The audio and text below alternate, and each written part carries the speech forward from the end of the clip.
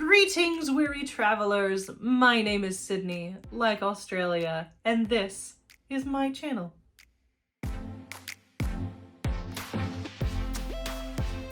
So a local theater in my area is putting on a musical, and I'm going to opening night, and I would like to wear an outfit that's themed as that musical. And the fun part is the musical is called Urinetown. Not U-R-N, folks. Urine as in pee. P-Town. This play is a satirical comedy that pokes fun at the legal system and capitalism and social irresponsibilities.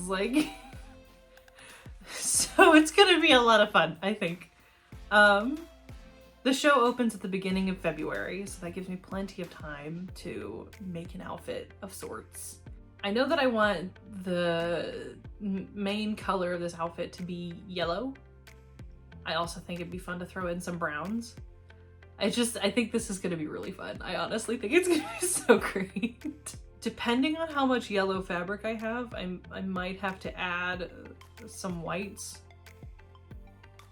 So we'll just see. Well, I've got a few ideas of what I want the design to be, and it's ever changing. So I know for the design, I want a yellow dress. I think that's what I want. I think if I have enough fabric, I want a yellow dress.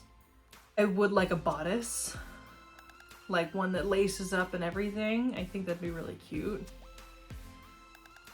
I don't know. It just depends on what fabric I have. So let's go pick out fabric. Fabric stash. I'm vibing with this. This is fun. Seems to be a lot, which is good. Actually, I like this. It's definitely not enough for anything, but who knows? I might need more. That might be it. I kind of want to make the little bodice thing reversible. Kind of like this. This is fun. 2 in 1. Yes. This is the dress that I'm thinking of using. The bodice, however, I have made one before, and I think I still have the pattern around here somewhere. Yes. These little pieces. I think this is my bodice pieces. We'll see.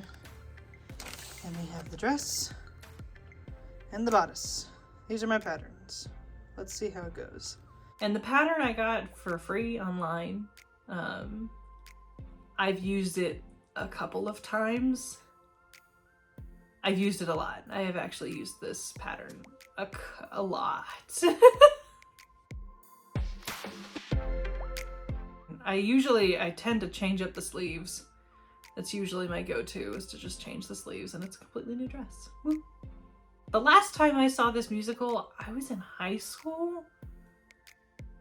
It's been a minute, so my memory's a little foggy.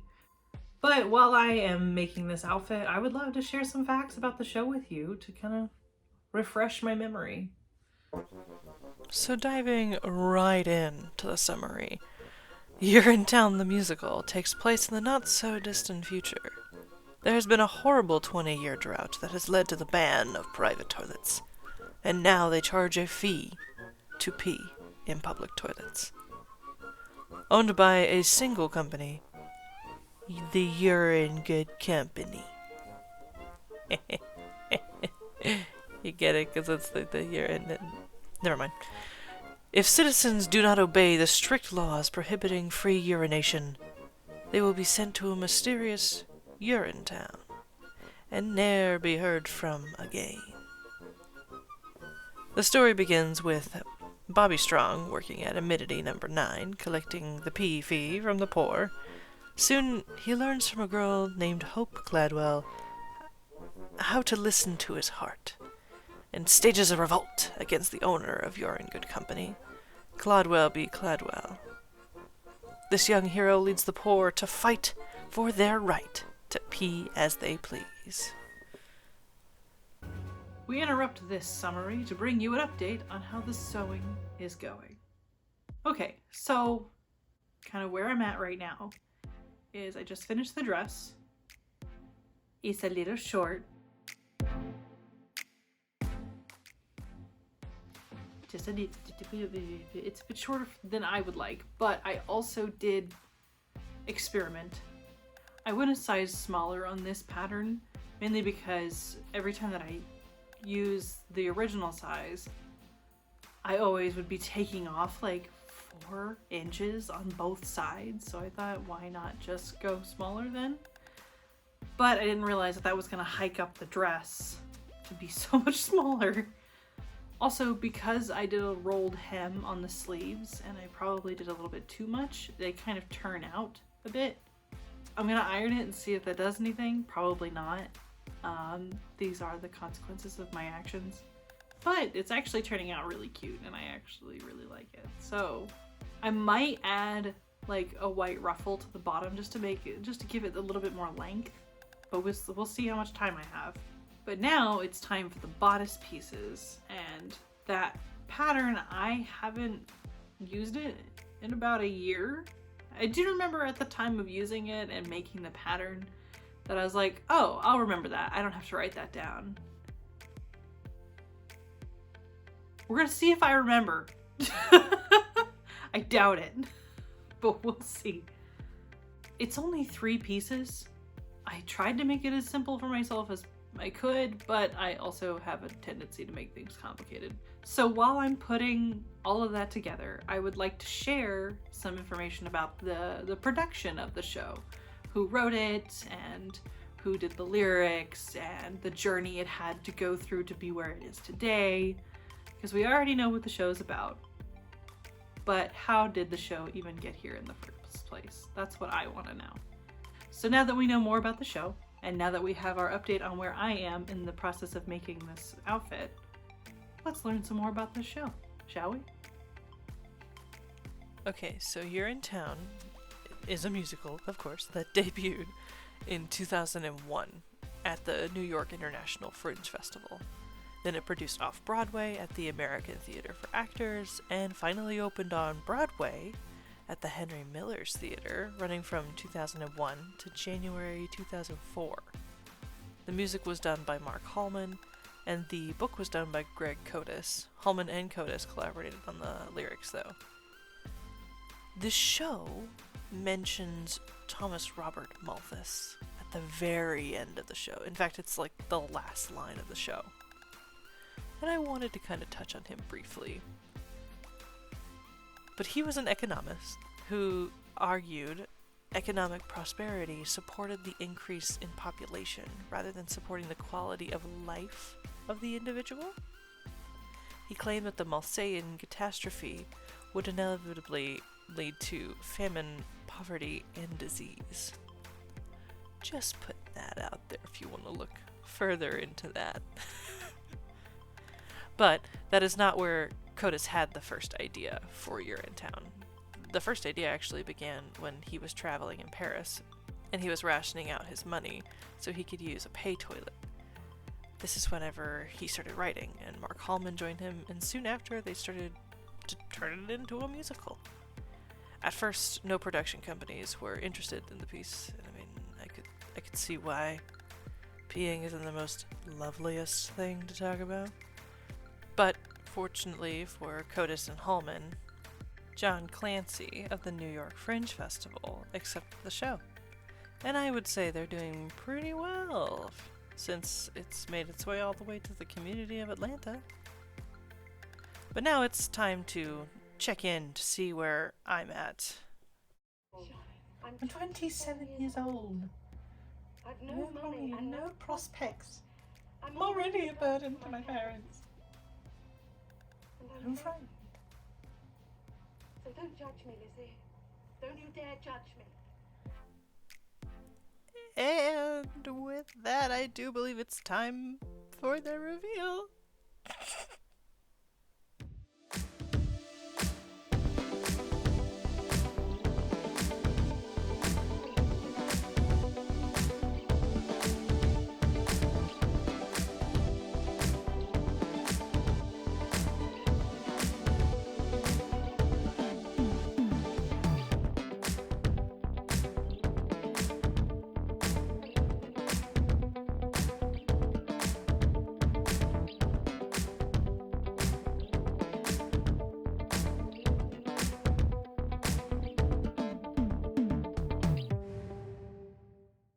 And this is how opening night started.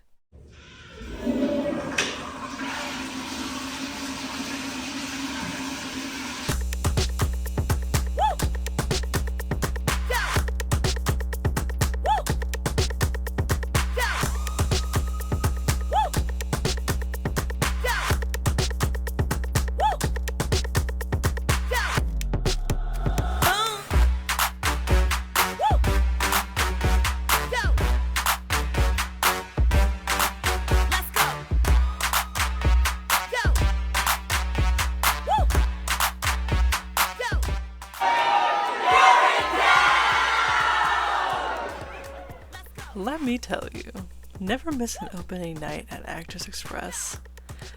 I had so much fun. They had food and drinks and a whole button making station where you could customize your own button.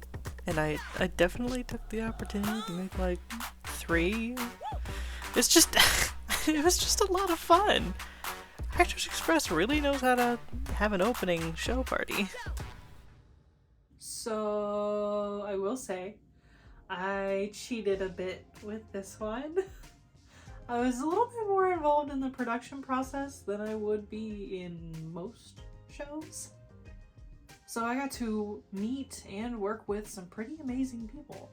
Like the lighting designer, Connor McVeigh, who was actually teaching me some of the lights and how they work and plotting them, and that was really interesting to me. And then I met the costume designer, Jared Barnes, and that was just interesting. I was trying my best to keep up for most of it. And the stage manager, Emma Palmer, I've worked with one other time, maybe twice, and she's very organized, and I very much like that. At least that's what she emits whenever you talk to her. Maybe I should do like some face-to-face interviews with these people. Like, I don't know, I think that could be really cool. Tell me what you guys think. I'm still trying to figure out how to format these videos, so some feedback would be lovely. But back to the show. So the last time that I saw this show, I didn't like it, as you know, because it was so dark. From what I remember, it was just very dark. Like the theme was very dark. How many times can I say dark? And I kind of drifted away from it for a while. But I will say, getting to work on the technical side of this show really did open my eyes and just changed the way that I took in this show. I won't be able to get to everyone who made this show happen, and I do apologize. But everyone who was a part of this team they just did a fantastic job. And I was just thrilled to be there. I learned so much, and I just really appreciate being around these people. But let's start with the actors. So these actors were a mix of professional actors that Actors Express hired and Oglethorpe students that were we were all kind of joining forces to make this musical happen. Officer Lockstock, who is played by Kevin Harry, had such a brilliant way of delivering each of his lines. Like, there was so much thought that went into them. At least from my standpoint as an actor, I'm like, that's a really cool way to deliver that line. And Hope, who was played by Emma Jean Scott, had a really good voice. She can get to some very high-pitched noises that I just didn't know were there. I just kept noticing her facial expressions because they were just like so big and so out there, and I love that, especially, and it works so well with this kind of show. Actually, everyone in this show had some pretty on point facial expressions. Because Russell Scott, who played Bobby Strong, he was so fun to watch on stage. Like, even whenever I would change my seats around, you could tell what he was thinking. Like every body movement, every facial expression, even if they were small, I could still see them from wherever I was in the audience, which was really cool to me. And I got to see how he would change things up in like every tech rehearsal. And I am actually very glad that I've at least seen this show so many times. I got to watch different people each time to see what they did differently or see what I missed. Especially the ensemble. The way this show was directed, you're able to see the ensemble more than you would, I feel like, in most musicals. So thank you, Freddie Ashley, for directing this show the way you did. I really did enjoy it. And speaking of, the choreography of this show, it needs a shout out because Precious West, the choreographer, of course, did such an amazing job. It made me want to every time I watched it, it made me want to get up and dance with the cast, which I couldn't do once show opened.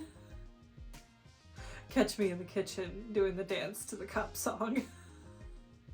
Alright, the last thing before we move on to the outfit is the set, which was done by the lovely Seamus Bourne.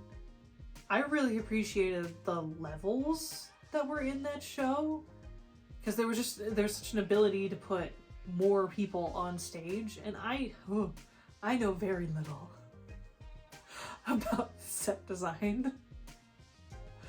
And poor Seamus has been trying for a very long time to integrate any of it into my brain, and it doesn't stick. And I apologize.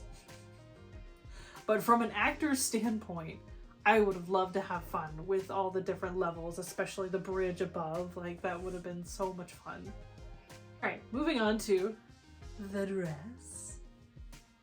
She's so cute. I absolutely love her.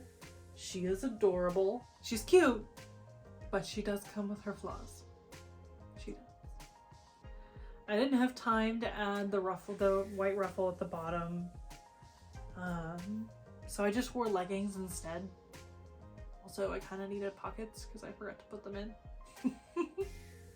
The bodice kind of puckers. I don't know if you can see it all that well, but she does. And that's because my brain thought, hey, a straight line makes a lot of sense on a curvy body. Yeah, that makes a lot of sense. And I added this trim mainly so it wouldn't do that, because it kept doing this. This is all it would do, was just turn out. And I mean, I ironed it knowing that it probably wouldn't do a damn thing. But I think this is really cute. Especially if I add the white ruffle at the bottom. It twirls really nicely. It's super comfortable. I was lounging around most of the show just like, yeah, this is great. And I will wear this again, which, you know, is the point of these sewing videos, is to make something that I will wear. To make something that I normally wouldn't. And then finding out I love it and wear it again. Especially because this one's two-sided. It's two different bodices in one. Oh, that makes me so excited. I can't tell you how excited I am. And I get two bodices for the work of one. I do all of this mainly because I love learning the process of putting on a show. I love being a part of it. I love learning about it. And I get to put that knowledge to use by telling you all. But I also do this because live theater is just it's such a wonderful experience. And I urge you to look up your local theaters in your area and go see a show. I know the ones that are around me, they have a college night or a discounted night, or you can volunteer as an usher, so please just go. Go see a show and have a good time. It's so much fun. And if you live in the Atlanta area, check out Actors Express. Go see their current production of Urinetown. It's amazing. And if you can't make it, or you're watching this after the production has ended, go check out their website. See what they have going on. They got stuff going on constantly. And no, this is not a paid advertisement. I just really enjoy theater. Plus, I'll probably be there opening night anyway, so it'd be great to see you guys there. If you like this video, please go ahead and give it a thumbs up. And subscribe if you would like to see more videos like this one. I will be uploading some Fridays, a handful of Fridays. How many Fridays can I hold in my hand? Thank you for sticking around this long, and I will see you in my next video. Toodaloo. It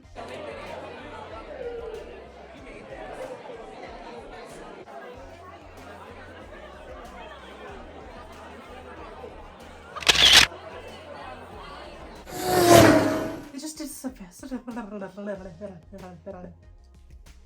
I did it. It is done.